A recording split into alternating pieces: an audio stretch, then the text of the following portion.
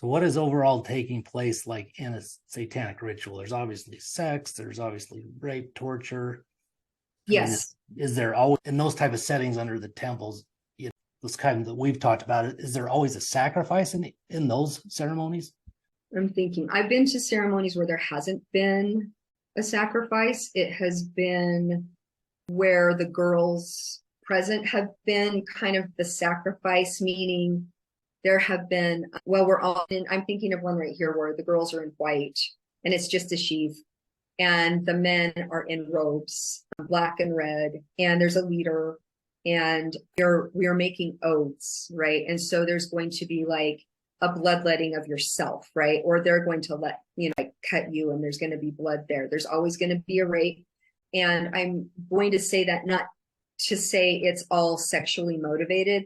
The rape, the violation of somebody sexually, whether you're a newborn or whatever age, that violation, if there is programming that is accompanying it, drives the program in further. So there's a chemical, it's a tool, it's used as a tool.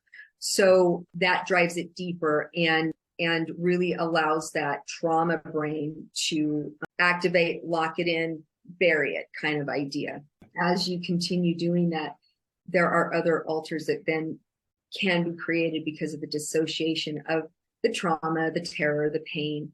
One of the things that is always consistent, whether there is something being sacrificed, there's blood around, they always have blood, and there are always words. And so it's not just mumbling and chanting and, swaying and that kind of thing.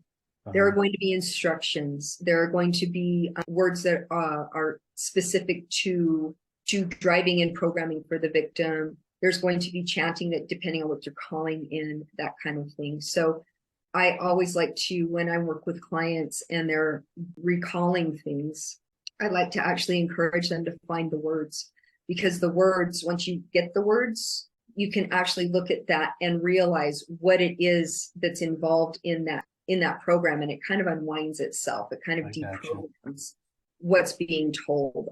In one sacrifice experience, and this happened more than once, I'm just going to say that, but having the dagger, having me be part of killing a child, and having that dagger in my hands, and then having it plunge into that child and knowing that that was their death is traumatizing enough. But that is where the focus was, right?